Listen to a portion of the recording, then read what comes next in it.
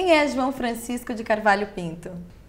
Um garoto esforçado, um pouco indignado com a forma como as coisas estão evoluindo, uma pessoa muito inquieta, talvez um pouco ansioso demais, até porque eu sou muito jovem, né? Mas com uma ganância por mudança. Eu não consigo ficar parado repetindo a mesma coisa. É mais ou menos isso. E o que te causa indignação? Eu acho que tem um modelo mental ainda um pouco medíocre, né? Ainda tomando conta de situações grandes, né? Isso em todos os níveis da sociedade e às vezes eu fico pensando o porquê, quer dizer, sabe assim, a gente não entende muito bem aonde aquela pessoa quer chegar com aquela ideia, ou com aquele modelo mental. Será que ela não entende que daqui a 5 metros tem mais 5, depois mais 1 quilômetro, mais 10 quilômetros, e aí vamos chegar aonde, né? Acho que essa pergunta é o que deveria mover as pessoas, né? E eu fico pensando muito nisso. Estou envolvido em uma série de atividades, um pouco por conta dessa necessidade de criar coisas ainda um pouco, ou fora do padrão, mas que tenham esse objetivo de criar um movimento positivo, de dar um exemplo positivo, de que é possível você ter sucesso, né, de uma outra forma, né, de que não é só aquela forma convencional que a gente aprendeu. Então, qual é esse modelo que você quer mudar? Quando a gente fala, por exemplo, nas relações entre empresas e pessoas, entre empresas e empresas, né, entre países, né, aí depende muito mais de qual parâmetro que você quer utilizar, né. Quando a gente fala, por exemplo, do modelo de negócio hoje vigente no Brasil, que é um pouco objeto da minha empresa, né, que há 12 anos eu construí uma pequena empresa de consultoria que busca essa transformação. Pelo menos nessa área você vê que é um modelo ainda bastante antigo. Toda a teoria do management na administração, que foi criada há mais de um século atrás, é exatamente ela que está vigente no modelo de administração hoje.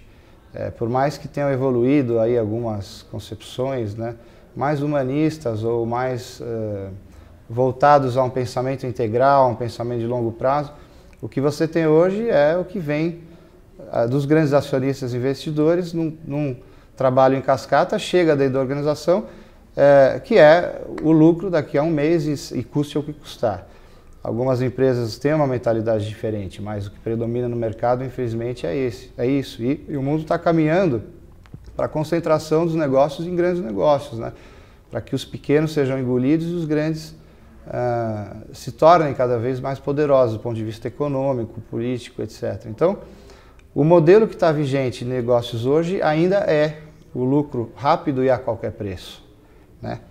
Isso gera uma esquizofrenia porque ninguém mais aceita isso e acaba sendo um modelo medíocre, porque na medida que você não quer refletir sobre o preço que vai te custar o lucro daqui a 3 meses, né, todo mundo paga por isso, né? Não é só a empresa, são todas as famílias ligadas à empresa.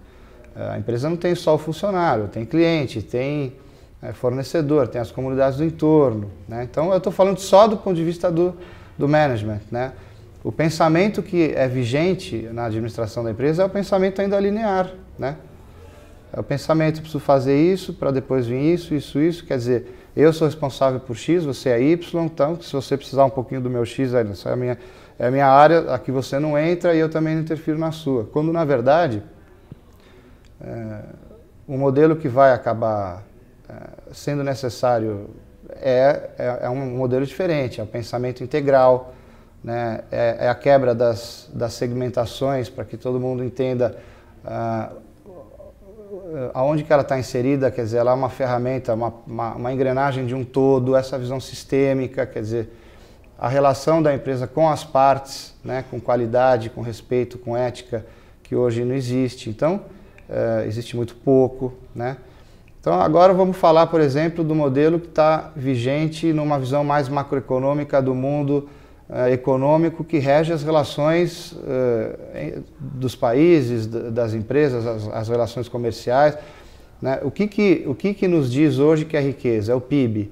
Se você for olhar o que é o PIB, ele não mede mais riqueza. Ainda o modelo utilizado pelos economistas e o que rege a economia, as relações, né, entre organizações, entre países, entre as instituições, é um modelo econômico que foi criado há mais de um século atrás, dentro da visão mecânica, né? A visão mecânica como é que é? Todo movimento que você faz é previsível, tudo que você faz pode ser revertido, então se você vai para frente, depois você pode voltar para trás.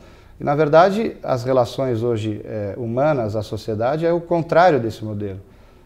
Tudo é cada vez mais imprevisível, né? Porque o ser humano é, de certa forma, imprevisível. Quando você tem um determinado movimento, ele já gerou uma série de consequências que são irreversíveis, né? E então você vê que existe uma esquizofrenia, quer dizer, um modelo que não atende mais à evolução, né, do ser humano, da sociedade, das empresas, das instituições, mas é um modelo que é usado, né, pelo tomador de decisão, né? O relatório da consultoria macroeconômica que vai para o banco é a base das decisões daquele conselho para uma determinada política que ela vai atuar, até do ponto de vista de negócio, não é mais eficiente.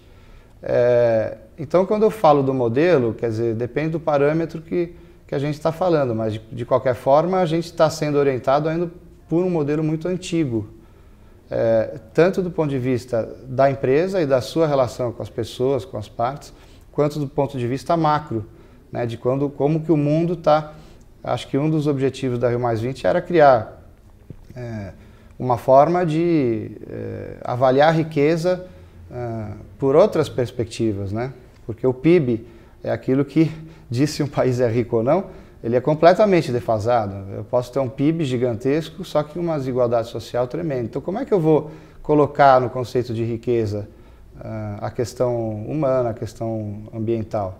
Quando eu pego um trator e desmato não sei quantos quilômetros para produzir riqueza, aquele movimento de destruição da natureza, ele destruiu um ativo e aquilo não é mais reversível. Determinada ação pode não ser mais reversível e já gerou consequência. Então, como é que eu vou colocar isso no planejamento de tudo que eu fizer? Eu acho que é um pouco esse modelo que precisa ser pensado, né?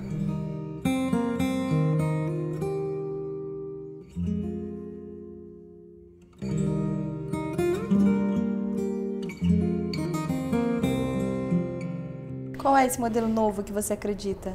Eu acredito que no modelo novo a gente tem que incorporar em tudo que a gente faz, primeiro, o pensamento integral, uma visão sistêmica, prever o impacto que isso que eu vou fazer vai ter em todas as relações que eu tenho com as pessoas, sejam dentro ou fora, né, com o meio ambiente.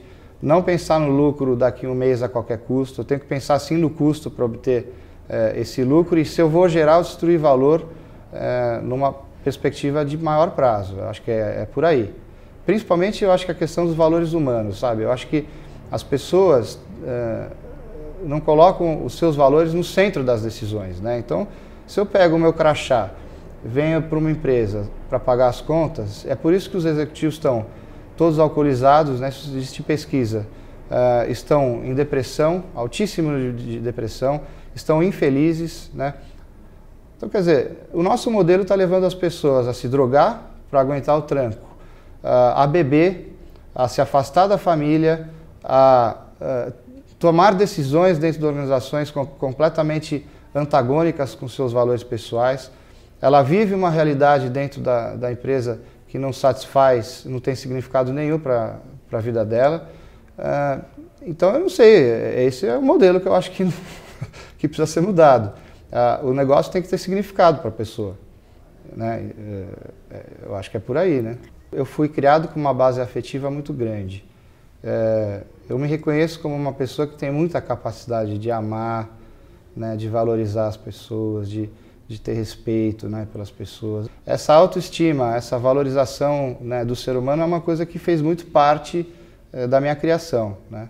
E o que você quer mostrar para o seu filho? Qual é o exemplo que você quer dar para ele? Eu quero que ele seja feliz, entendeu? Que ele faça as escolhas dele, mas que ele faça escolhas conscientes.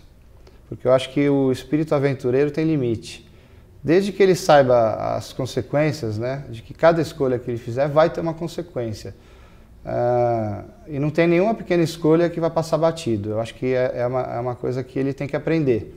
Mas eu não vou tomar decisão por ele, né? Claro, se ele puder jogar polo, eu vou adorar. Como é que é essa coisa do esporte na sua vida? O esporte, para mim, foi uma das coisas que me construiu como pessoa. Eu fico muito chateado de ver pessoas que não entendem o poder que o esporte tem na formação do ser humano, né? Eu passei por situações muito difíceis na vida, como, por exemplo, a morte do meu pai, numa época que ele era muito importante para mim. E eu tinha todos os elementos para ir para um caminho pior, né? O esporte foi o que me segurou quando eu falo esporte, assim, eu escolhi o polo aquático porque para mim aconteceu o polo aquático, mas eu acho que o esporte em equipe, o contato com a água ele tem um efeito terapêutico. O esporte ele te dá equilíbrio emocional, você aprende a lidar com as frustrações, porque você quer muito ganhar e perde muitas vezes e ganha muitas vezes, a vida é assim. Ele nada mais é do que um videogame, uma simulação da vida, né? Você ganha, perde, você tem que conquistar as pessoas, você tem que saber lidar, fazer amigos, conviver em time. Então você tem que ter equilíbrio emocional. Se você se desequilibrar no jogo, as consequências são terríveis para você, né? Se toma uma bronca do técnico, vai para o banco, o seu time perde. Então eu acho que é isso. O esporte ele é um formador de gente. A questão física ela fica quase que num segundo plano, embora que eu seja muito devoto a essa ideia de que o espiritual, o mental e o físico eles caminhem juntos, né? Se você está se sentindo bem fisicamente, você está melhor mentalmente, espiritualmente, você é um ser integral. O esporte te ajuda esse ser integral a ser uma pessoa melhor, né? O esporte ajuda você a se integrar consigo mesmo? Com certeza, porque você aprende os seus limites, né? Você lida com o seu medo, você lida com as frustrações, o conceito de superação é muito forte. Então parece que você não vai conseguir fazer, mas daí você vai e você consegue. Aí você fala, nossa, como é que eu consegui? Então você expande o seu limite mental, né? Porque no fundo a gente é do tamanho da nossa cabeça, né? E o esporte amplia isso.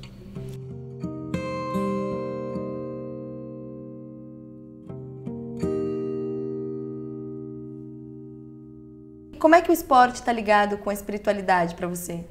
A espiritualidade, para mim, está muito ligado aos valores e a como que a gente encara a vida. Quer dizer, porque se a gente entender que cada situação, no fundo, é um desafio para a gente aprender a lidar com as pessoas, com o nosso ego, né, com a nossa ansiedade, eu acho que é isso que é o desenvolvimento espiritual, na verdade. É a gente usar a vida para evoluir. Normalmente, a sabedoria parece que está um pouco dentro da gente, né? Então, a gente participa de uma atividade e fala, bom, é como se o conceito daquilo eu já soubesse, mas estivesse ali muito escondido, né? De repente, aquela atividade fala, não, você tem que trazer isso, porque isso é muito mais importante do que você imagina, né? Eu não vejo a espiritualidade como, assim, uma coisa à parte, né, do ser humano mental, do ser humano físico. Quando você melhora como pessoa, você... No caso do esporte, ele ajuda a te melhorar em todas as dimensões. Então, se eu saio de um treino, se eu descarreguei no treino todas as coisas ruins que eu poderia, se eu trabalhei a minha superação, a minha capacidade de conviver com as pessoas, o meu equilíbrio emocional, se eu entendi a consequência de não saber lidar com o meu ego numa determinada situação no treino, quer dizer, isso tudo é o esporte. Então, no final de um treino, de um campeonato, eu evoluí espiritualmente, sim. Se eu tenho um campeonato, por exemplo, que o nosso grande objetivo, eu treinei um ano inteiro para ganhar aquele campeonato. Eu tinha que ganhar aquele campeonato, né? E eu perdi aquele campeonato por um gol faltando um segundo, né? Isso, eu acho que eu saber engolir isso e pegar o lado bom disso é o desenvolvimento espiritual, sim, né? É muito longe de ser só, né, aquela questão né, da medalha de ouro, bronze, ou se você está mais forte ou mais fraco, né? João, o que você mudaria no mundo? A mudança que o mundo precisa e está acontecendo é uma mudança de profundidade, é uma revolução silenciosa. Eu não tenho, na verdade, capacidade de mudar o mundo já está mudando, né? E por mais que eu me esforce, a minha ação, aí eu acho que entra o lado mais filosófico. Tem dois lados da moeda, né? Tudo que eu fizer desde essa conversa aqui já está mudando o mundo e o universo, porque nós estamos integrados, né? Tudo está em movimento. Por outro lado, o mundo ele vai mudar com o João ou sem o João. Essa revolução que está acontecendo, ela vai passar que nem um trator. E é uma revolução silenciosa, né? É uma revolução, na verdade, o mundo só muda se as pessoas mudarem, né? Só que são 7 bilhões de pessoas, né? Então o João é uma delas, né?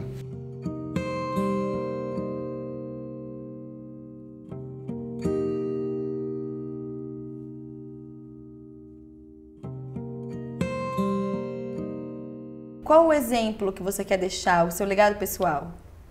Eu quero ser eu, né? Assim, eu não tenho um plano para deixar um exemplo, né?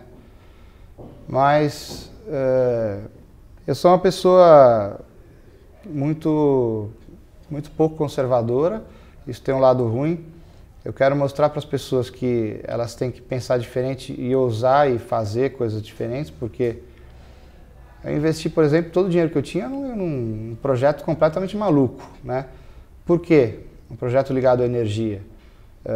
Eu investi numa patente, numa ideia maluca de um cientista que quebrou uma lei de Newton, né?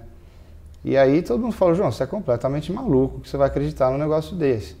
Eu fui pesquisei bastante, falei com muita gente, fui ver o histórico do projeto, peguei o cara lá na Suíça, trouxe para o Brasil, investi no protótipo, o protótipo ficou pronto, funciona, eu consigo comprovar em bases científicas, né, que a minha máquina produz energia sem combustível, tem toda uma explicação para isso. E eu quero provar para as pessoas que elas têm que ter esse tipo de atitude. Hoje eu falo com grandes, né, empresários, você chega lá para o cara que o cara tem 500 milhões, né?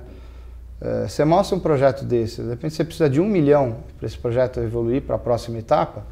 Não, de jeito nenhum, porque os meus engenheiros não acreditaram. Quer dizer, por mais... Vai ver. Eu estou com um protótipo, vai ver. Não vai nem ver.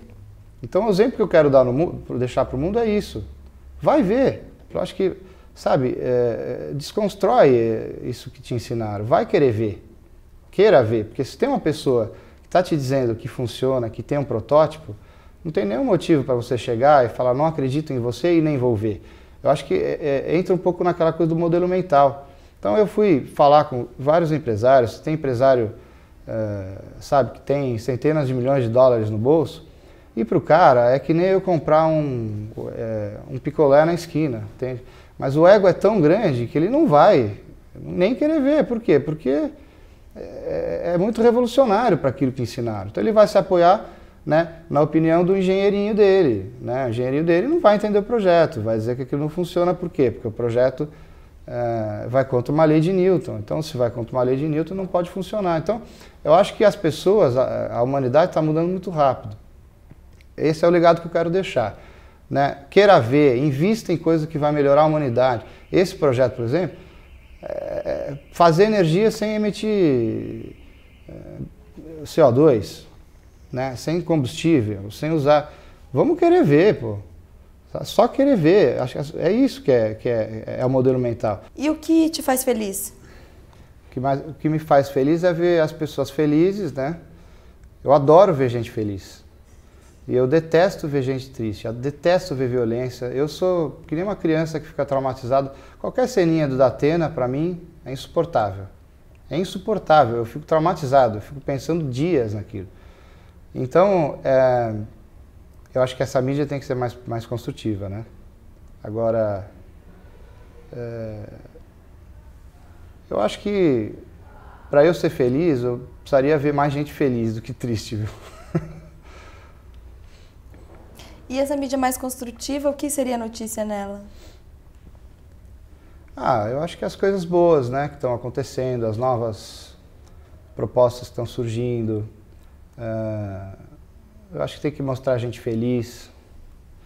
Por outro lado, a mídia tem um papel de alerta importante, né?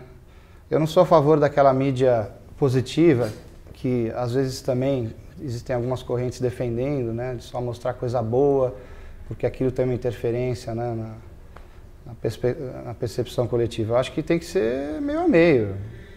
Se a gente chegar no meio a meio, tá bom já. Só que só o ruim, a tragédia não, né? Eu acho, na verdade, que todo mundo é agente de mudança, né? Eu não acho que quer dizer, eu acho que todo mundo tem esse potencial e já está exercendo desde o primeiro bom dia que você dá, né?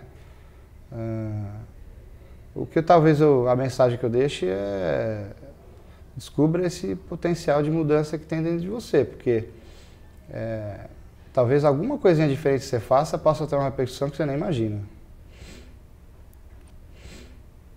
Tem que acreditar que pode ser esse agente. Eu acho que primeiro passo é acreditar.